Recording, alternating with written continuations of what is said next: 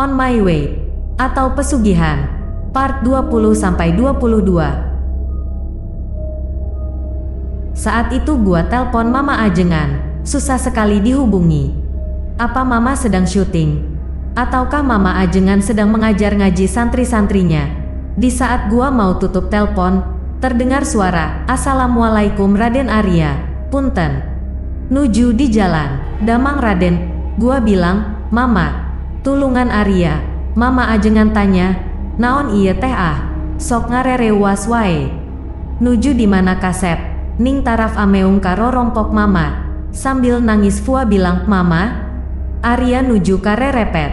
Upami teu aya pamengan, Arya hoyong papendak di setu, sapertos biasa." Mama Ajengan bilang, "Innalillahi. Upami kitu, mangga sok urang papendak. Sakedap deui Mama dugi di rorompok, sok mangga Raden tipayun. Mama pasti mendakan di setu, kade tong hilap, candak rungrung. Iya mah urusan anu kacida beratna." Lalu, gua bersiap-siap untuk meraga Sukma. Gua suka bilangnya, molor. Gua harus datang ke setu. Setu itu adalah sebutan untuk danau dalam bahasa Sunda. Di sana adalah tempat di mana gua dan Mama Ajengan sering bertemu walau raga kami saling berjauhan. Gua ada di setu. Cukup lama gua nunggu dan pada akhirnya Mama Ajengan tiba. Gua nangis. Gua ceritain semuanya ke Mama. Gua bilang kalau gua nyesel sudah berniat yang jelek. Mama bilang, "Inamal amalu biniyat." Perbaiki niatnya. Kita ikhtiar. Harus rela. Saat itu Mama bilang, "Raden antosan sakedap." Mama bade ningali situasi sareng kondisina. Lalu Mama Ajengan menghilang. Cukup lama Mama pergi dan dia pun kembali. Mama bilang, "Repot." Gua tanya, "Maksudnya gimana, Mama?" Mama bilang, "Si Aa, temen gua terlalu ambisi. Pantas dia tersesat." Mama Ajengan cerita, si Aa meraga Sukma sambil membawa si Eneng, artis. Tapi di saat yang sama, si Aa mencari wanita yang lain untuk menemukan si Tante. Pantas banyak iblis yang marah. Si Aa membuat masalah yang sangat besar. Hah, nyari si Tante juga? Buset deh, so strong. Mama bilang, si Aa disesatkan oleh makhluk yang memiliki perjanjian dengan si Eneng dan dikejar-kejar oleh iblis yang dipuja oleh seorang wanita. Wanita itu sudah menumbalkan dua temannya Raden. Wanita yang meninggalkan suaminya itu pantes 2 jam gak balik-balik. Haduh. Gua tanya, "Lalu harus bagaimana? Apa bisa menjemput mereka?" Mama bilang, "Bukan sembarangan. Untuk menghadapi mereka, kita butuh bantuan lebih banyak lagi. Kita bagi tugas." Gua tanya, "Apa Mama?" Mama bilang, "Ziarah dan mengambil mustika." Gua udah lemes aja. Mama bilang, "Tugas ziarah ke para wali dan kiai. Biar Mama Raden kumpulin 9 mustika yang ada di setiap sudut pulau Jawa. Kita berikan mereka mustika itu sebagai tebusan. 7 mustika ada di darat, 2 ada di laut, laut utara dan selatan Jawa." Mama bilang, "Agar cepat, Raden temui saja dulu Kanjeng Sultan Agung. Pinjamlah kuda sembrani miliknya." Setelah itu Mama Ajengan menghilang. Saat gua mau menemui Kanjeng Sultan Agung, Alem, Sinta datang. Dia bilang, "Gua ketemu sama artis doang. Si Aa gak tahu di mana. Susah dikejar, jauh banget." Gua tanya, "Lu bisa jagain raga gua gak?" Sinta bilang, "Emang lu di mana?" Gua bilang, "Raga gua. Si Aa sama si artis gak ada yang jagain nih. Semuanya ada si rumah si artis. Alamatnya di asteris asteris asteris asteris asteris dari Pamulang mah deket lah hehe." Sinta tanya, "Gua dapat apaan haha?" Gua jawab, "Nanti gua kasih mustika Dewan Daru." Sinta bilang, "Gua bencada hehe." Ya udah beresin. Iya. Itu rumah si artis ada anjingnya gak? Gua bilang, "Gak ada." "Kenapa?" Dia bilang, "Kan gua takut anjing. Apalagi anjing yang kakinya 2 kayak lo haha." Gua bilang, "Gak ada. Gak ada anjing." Jing, Sinta ketawa. "Oh tuh nih." Sinta pamit. Gua harus menemui Kanjeng Sultan Agung untuk meminjam kuda sembrani miliknya. Berarti gua harus datang ke tempat pasareannya yang terletak di Imogiri, Jogja. Tentu tempat yang sangat jauh. Agar bisa sampai ke sana, tentu saja gua minta bantuan kepada istrinya. Ratu Kidul, Nyai. Di situ gua memanggil Nyai.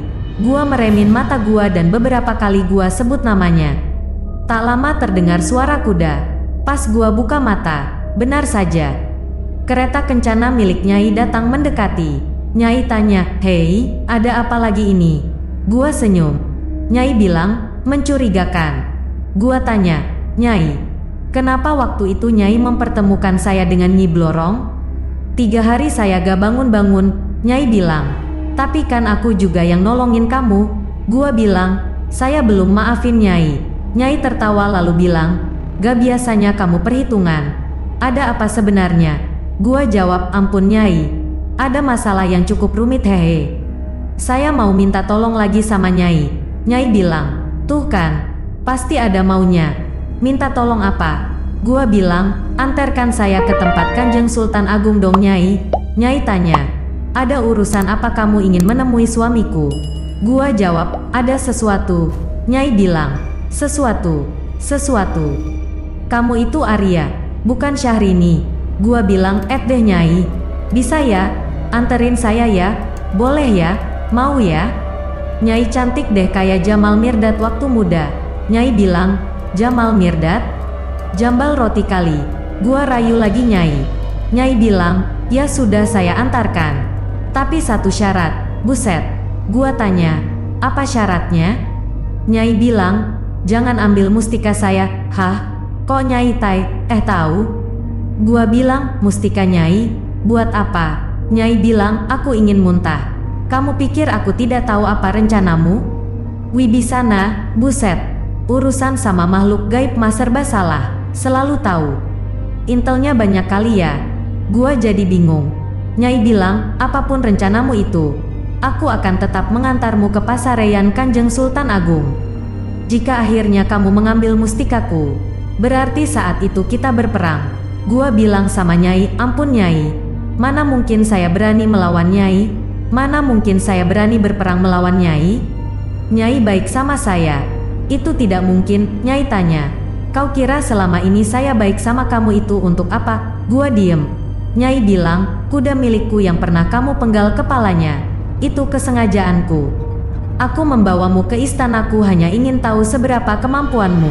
Aku tahu, cepat atau lambat kita akan berada di tempat yang sama.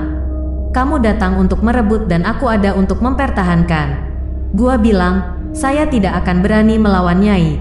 Nyai bilang, "Aku selalu datang padamu agar kamu selalu ada di pihakku. Terakhir usahaku itu adalah Nyi Blorong. Akulah yang menyuruhnya. Segala cara aku lakukan tapi kamu tidak pernah ada di pihakku." Gua bilang, "Saya diperintahkan untuk mengumpulkan 7 mustika. Iya, salah satunya mustika milik Nyai dan saya tidak akan mengambilnya." Nyai bilang, "Tanpa mustikaku, kamu tidak akan pernah bisa menjemput temanmu. Kita akan berperang." Saat itu, gua sudah ada di tempat Kanjeng Sultan Agung. Nyai bilang, "Bagaimana bisa aku mengantarkan musuh terbesarku ke tempat suamiku sendiri?" Gak tahu kenapa, gua jadi serba salah. Nyai bilang, "Saat kita berperang, aku tidak akan mengalah. Tapi berusahalah untuk mengalahkanku." Nyai pergi. Gua memejamkan mata.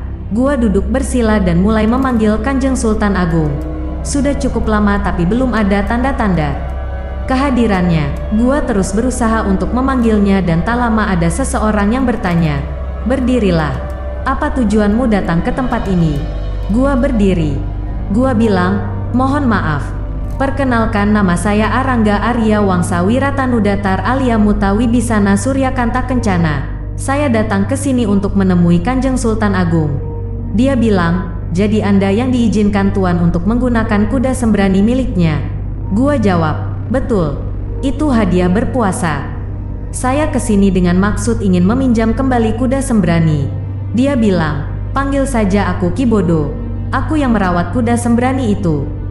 Kali ini, Tuan tidak mengizinkan kuda itu digunakan olehmu karena kamu akan memerangi istrinya." Gua tanya, "Boleh saya menemui Kanjeng Sultan Agung?" Kibodo jawab, "Tidak bisa. Dia tidak mau bertemu dengan musuh terbesar istrinya." Gak tahu gua harus gimana lagi. Saat itu gua bilang, "Izinkan saya meminjam kuda sembrani." Bayarannya 7 hari puasa mutih, dan itu saya khususkan untuk Kanjeng Sultan Agung. Tak lama kuda sembrani itu datang. Seseorang turun dari kuda dan dia berkata, "Aku izinkan kamu menggunakan kuda ini. Kamu tidak perlu berpuasa untukku.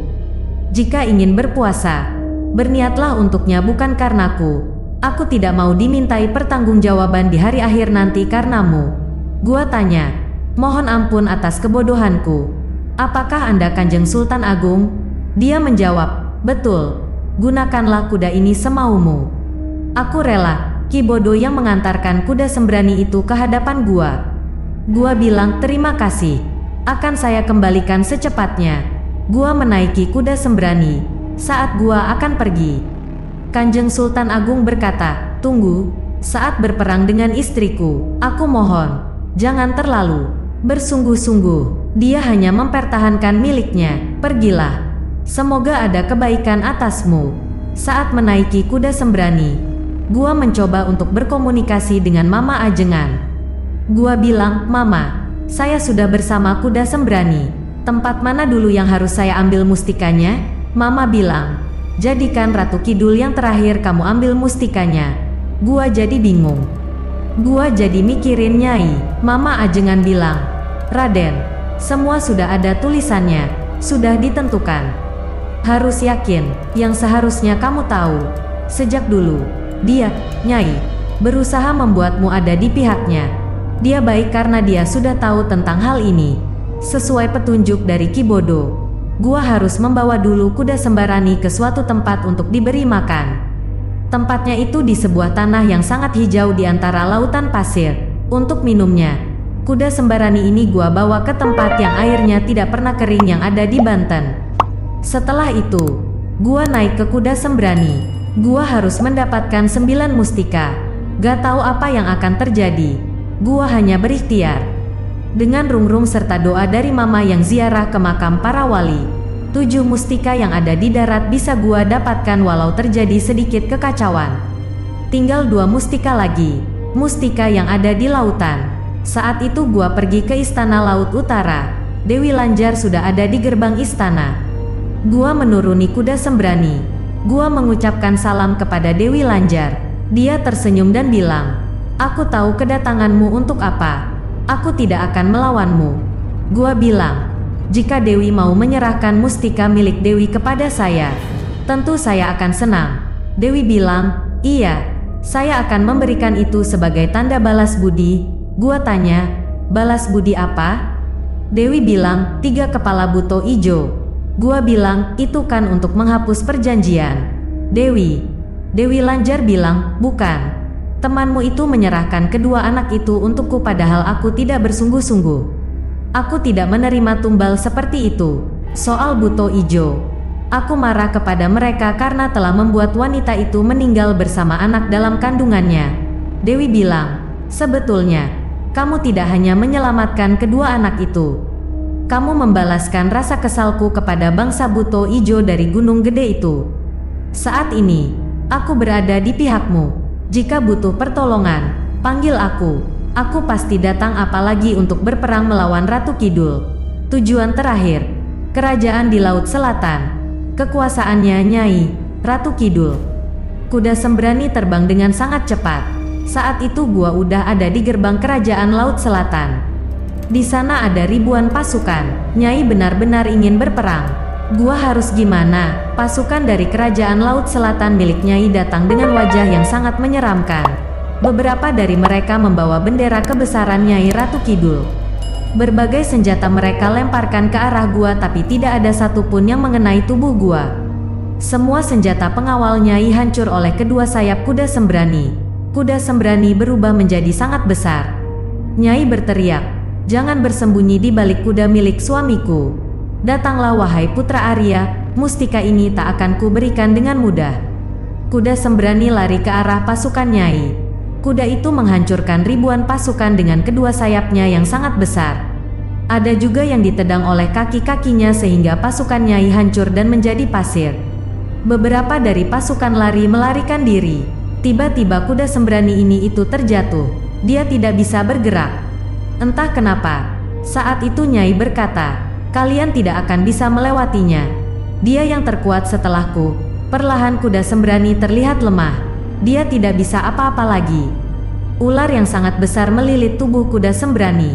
Kepala ular itu perlahan mulai memakan kuda sembrani. Nyai berteriak, "Aku sudah mengizinkan Nyi Blorong untuk memakan kuda itu walau aku tahu kuda itu milik suamiku." "Tunggulah Arya, suamiku pasti mengutukmu." Di saat gua kebingungan, gua teringat Dewi Lanjar. Gua memejamkan mata dan gua sebut namanya. Lalu terdengar suara perempuan yang berbisik, "Penggal saja kepala ular yang menjijikan itu. Kedua kujangmu mampu untuk melakukannya." Gua buka mata. Dewi Lanjar sudah berada di samping gua. Dia bilang, "Gunakanlah kedua kujangmu itu. Jangan kau terlambat, waktuku tak banyak. Aku takkan bisa bila kau tak datang semangatku. Hanya tinggal saat ini." Gua bilang, "Iko Uwais." Dewi bilang, "Audi, dasar bosan tampan." Apakah Dewi itu follower gua yang memakai foto Sohyun? Dalam hati gua bilang, jadi ular yang melilit tubuh kuda sembrani itu adalah Nyi Blorong? Dewi Lanjar bilang, "Cepatlah, gunakan kedua kujangmu. Jangan sampai kuda sembrani itu mati dan Sultan Agung mengutukmu." "Hah, kedua kujang? Gua punya satu woi." Kuda sembrani sekarat. Dalam hati gua bilang, iya, kenapa gua jadi pikun begini? Si Rungrung kan bisa jadi dua. Saat itu gua jadiin Rungrung menjadi dua. Lalu gua lari ke arah kuda sembrani. Pas gua mau penggal kepalanya, ular itu berubah menjadi wanita yang sangat cantik dan seksi. Gua berdiri di hadapannya. Wanita itu bilang, "Kamu mau ngapain?" "Ya Tuhan, kok kamu tampan sekali. Aku suka, oh my god. Ternyata masih ada perempuan cantik yang mencintaiku." Dewi Lanjar berteriak, "Hei jomblo garis keras, dia itu ular. Penggal kepalanya." "Hei, kamu apakan aku?" "Jadinya begini. Rasanya seperti kamu hipnotis aku." Saat gua mau penggal kepalanya, dia berkata, "Apa kamu tega memenggalku yang cantik ini?" Dewi Lanjar bilang, "Nyi Blorong rong rong rong. Tunjukkan wujud aslimu. Dasar wanita licik cicicik." Ada ekonya. Nyai berteriak, "Kurang ajar. Diam kamu Lanjar. Pergi dari hadapanku sekarang juga.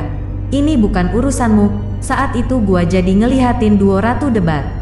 Gak tahu kenapa gua jadi ingat Ahmad Dhani. Lalu Dewi Lanjar berteriak, "Awas, gua lihat." Buset, Nyi Blorong jadi ular lagi. Di situ gua gorok kepalanya. Kepala Nyi Blorong putus tapi dia masih bisa berbicara. Dia bilang, "Kuda sembrani itu mati. Aku juga mati. Sultan Agung akan mengutukmu. Aku juga. Kukutuk kau menjadi jomblo sampai Prabowo jadi presiden." Deh. Ada kutukan yang lain kagak? Gua jalan ke arah kuda sembrani. Yah, gua telat. Kuda sembrani sudah tidak bernafas lagi. Dia benar-benar mati. Nyai tertawa dan dia bilang, "Pasukanku yang paling kuat sudah kamu jadikan seperti pasir pantai. Tapi itu hanya sementara. Tapi kutukanmu itu untuk selamanya." Dewi Lanjar bilang, "Arya, tidak perlu memikirkan itu.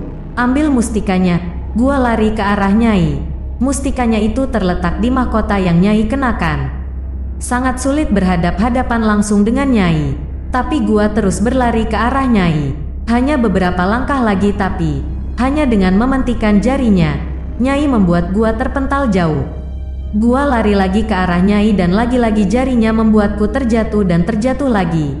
Membuatku merasakan yang tak terjadi. Semua yang terbaik dan yang terlewati. Semua yang terhenti tanpa ku akhiri. Gua berdiri lagi dan gua ada di dekat Nyai. Saat Nyai akan mementikan jarinya, badan Nyai tak bisa bergerak. Gua pikir itu jebakan. Ternyata badan Nyai dipeluk oleh Dewi Lanjar. Dewi Lanjar berteriak, "Penggal kepala kami." "Hah?" Dewi Lanjar bilang, "Cepat penggal atau kamu tidak akan pernah mendapatkan kesempatan lagi." Rungrung memenggal kepala dua ratu. Semuanya tampak merah. Hanya butuh dua ratu untuk membuat air di lautan menjadi berwarna merah. Saat itu ambil mahkota Ratu Kidul lalu gua ambil mustikanya. 9 mustika sudah ada di tangan. Terus ini gua pulangnya gimana? Ini adalah dunianya Ratu Kidul. Gua baru sadar. Kalau membunuh pemilik dunianya, berarti itu adalah hari akhir di sana. Gua gak bisa bernafas. Perlahan kaki gua terhisap oleh pasir yang terdapat di dasar samudera tempat kerajaan Nyai berdiri. Gua terhisap pasir dan tinggal mata gua yang tersisa. Gua pasrah aja. Gua tutup mata. Tapi saat itu terdengar, "Hei Bagun. Hei, sadar lu, tadi gak bisa nafas, sekarang gua rasa gua sedang bernafas." Plak, sakit muka gua. Gua buka mata. Sinta bilang, "Susah juga nyari alamatnya." Gua udah ada di sini. Bangun lu." Mulut gua keluar pasir dan baju gua semuanya basah.